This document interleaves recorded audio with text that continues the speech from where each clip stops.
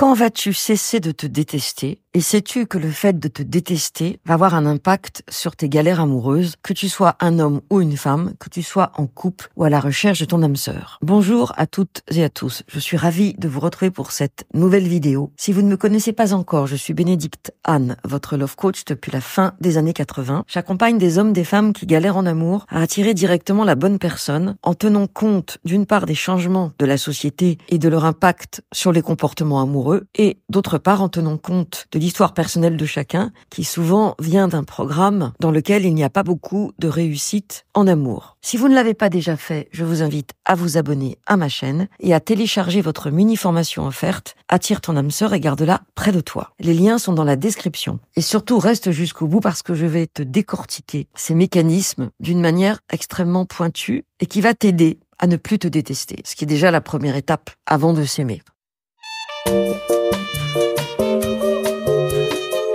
Quand vas-tu cesser de te détester? Voilà une phrase dans un film que j'ai trouvé incroyable et qui s'appelle The Substance. Et vous allez voir à quel point c'est important de parler de ce phénomène d'autodétestation, puisque finalement, il est au cœur de tous nos choix, que ce soit au travail, en amour, dans nos amitiés, parfois dans d'autres domaines. Et bien sûr, cette autodétestation colore nos liens familiaux, aussi bien avec nos aînés qu'avec nos enfants. Ce film, qui est supposé être gore, est fascinant parce que l'héroïne dit à un moment donné à la meilleure version d'elle-même « Je ne peux me débarrasser de toi parce que je me déteste ». Sous-entendu, j'ai besoin de cette meilleure version de moi-même. Dans l'histoire, l'héroïne a pris une substance qui lui a permis d'accoucher de la meilleure version d'elle-même grâce à une modification cellulaire de son ADN. Et le concept de meilleure version de soi-même est quelque chose que je vois souvent dans le développement personnel. Une phrase qui me débecte un peu, je dois le dire, parce que en réalité, c'est comme s'il y avait une version pourrie de soi-même et une version idéalisée, et que les deux finalement cohabitent, mais que chacune veuille atteindre sa version idéalisée pour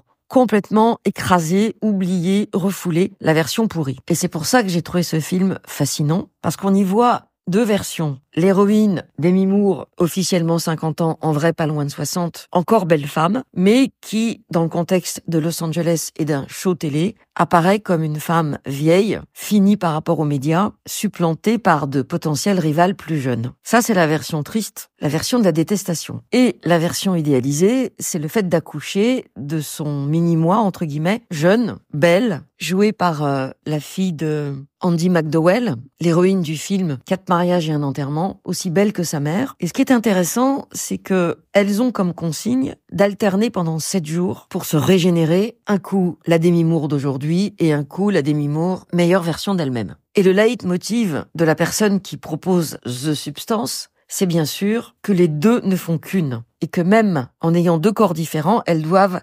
respecter le switch d'une semaine sur l'autre. Et très vite, les deux parts de l'héroïne vont être en conflit. On a une lutte sans pitié entre la vieille, jalouse, aigrie, qui voudrait continuer son show mais qui ne peut plus et qui voit son double réussir. Et on a évidemment la jeune qui, forte de son pouvoir, va commencer à détester la vieille, à vouloir lui prendre sa substance, au sens propre et au sens figuré, pour pouvoir vivre pleinement sa vie. On pourrait croire qu'il s'agit là d'un conflit de génération classique, sauf que l'histoire n'est pas juste celle d'une femme qui n'accepte pas de vieillir, elle va beaucoup plus loin. Et du coup, je ne peux pas m'empêcher de penser à mes coachés. Sébastien, la quarantaine, beau gosse, qui déteste l'enfant timide, harcelé et critiqué qu'il était, et qui croit que la solution pour lui, c'est de retrouver sa confiance en lui. Parce qu'il y a un mâle alpha, celui qui réussit professionnellement dans la séduction, et il y a cet enfant timide, hypersensible, qui n'a pas eu sa place autrefois. Et j'ai aussi Cécile, même tranche d'âge, la quarantaine un peu tardive, qui a été le punching ball de sa mère. Elle a été critiquée, humiliée, dévalorisée bien sûr devant la famille, en permanence, sur tout ce qu'elle pouvait faire, ou d'ailleurs ne pas faire. Et Cécile, en fait, ne vit que des rencontres avec des hommes qui la traitent exactement comme sa mère la traitait. Et finalement, Sébastien et Cécile continuent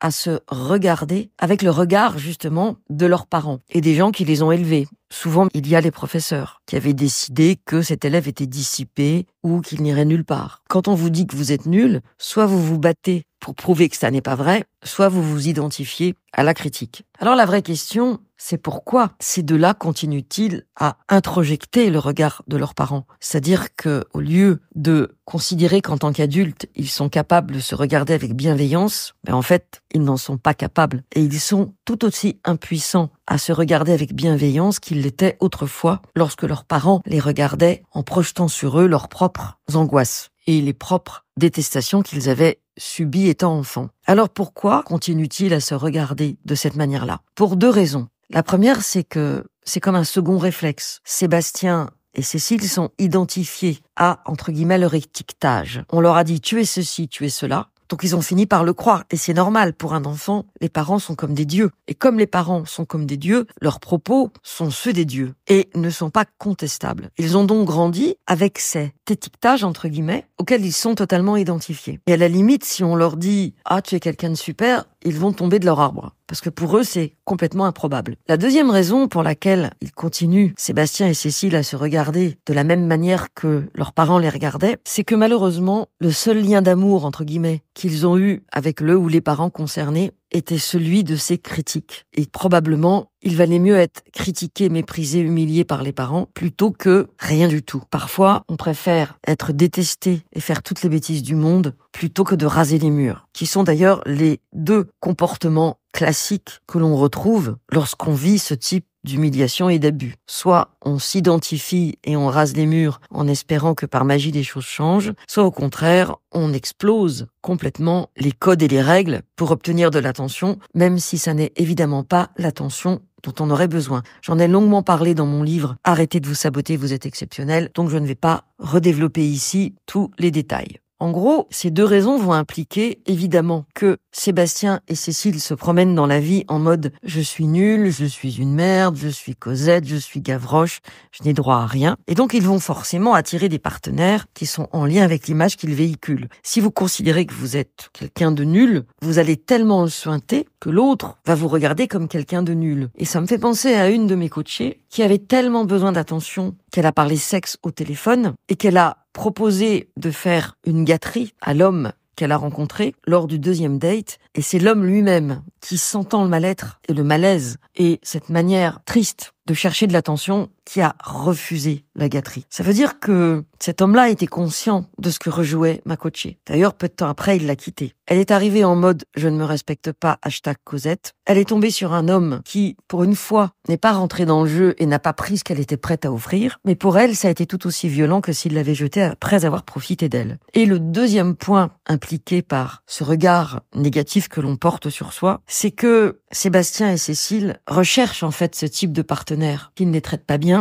D'abord parce qu'ils ne connaissent que ça, et surtout pour ne pas oublier celle qu'ils étaient autrefois, qui se manifeste à travers ces choix amoureux discutables entre guillemets, et qu'ils ne veulent surtout pas rencontrer. Alors vous allez me demander pourquoi ne veulent-ils surtout pas rencontrer celle qu'ils étaient. Pour une raison très simple. C'est qu'ils le détestent. En fait, si je parlais pour Cécile et Sébastien, je dirais « je le déteste ». Je déteste cette part de moi qui a été détestée et qui, selon moi, est à l'origine de mes échecs amoureux, de mes échecs en général et surtout de mon manque d'estime de moi. Or, j'en reviens au film The Substance, vous n'êtes qu'un, vous n'êtes qu'une. C'est-à-dire que vous êtes à la fois la meilleure version de vous-même, vous êtes capable de tout oser, de vous dépasser, de vous transcender même. Vous êtes quelqu'un de puissant, de puissante. Et cette force-là, vous l'avez en vous, clairement. Et c'est universel. Et en même temps, vous êtes cet enfant hypersensible, ce vilain petit canard au grand cœur, qui a été au service, ou qui a été torturé par un membre de la fratrie, voire par une grand-mère, un oncle, qui n'a jamais été vu, qui n'a jamais été entendu, et qui tourne en rond, puisque les mêmes causes produisant les mêmes effets, les mêmes échecs se répètent, la même détestation est toujours à l'œuvre, et chaque échec, chaque situation de rejet va réveiller, contrairement à ce qu'on pourrait croire, encore plus de détestation, et non pas encore plus d'attention et de bienveillance à son égard. Alors, comment fait-on pour avancer dans ce contexte qui effectivement pose question? Je vais vous donner 3 conseils. 3 conseils que je vous invite vraiment à suivre pour sortir de ce cercle infernal et enfin pouvoir exprimer la meilleure version de vous-même sans vous renier. Le premier conseil consiste à déjà prendre conscience de la la détestation de vous-même. Je crois que beaucoup de gens en général n'ont pas conscience de leur propre haine d'eux-mêmes. J'ai vu souvent des femmes ou des hommes plutôt très séduisants et très sexy se trouver ridicules et pathétiques, alors même que d'autres hommes et d'autres femmes très ordinaires s'adoraient.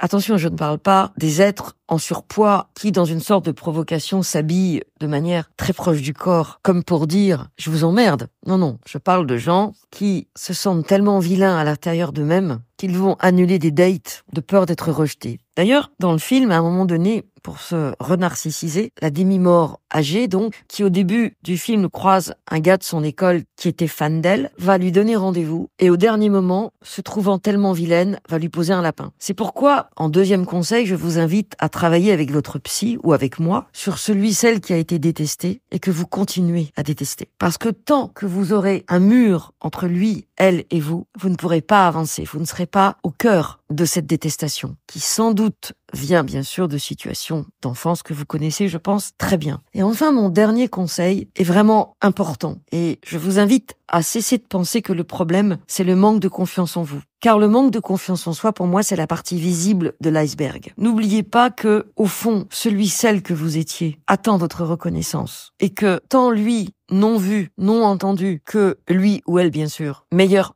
version de vous-même, sont les deux faces d'une même médaille. Et ce sont deux parties de toi qui coexistent. Et que tant que tu n'auras pas avancé sur ce chemin, tu risques de cumuler les échecs, les frustrations et forcément la rancœur. Et toi, est-ce que tu es en contact tant avec ta détestation de toi-même qu'avec la meilleure version de toi? Est-ce que tu as déjà fait ce travail pour te réunir? Dis-le moi dans les commentaires, je serai ravie de te répondre. Merci d'avoir regardé cette vidéo jusqu'au bout. N'oublie pas de la liker si tu l'as aimée, de la partager si tu penses qu'elle peut aider des personnes de ton environnement. Et à bientôt pour une nouvelle vidéo ou un nouvel audio.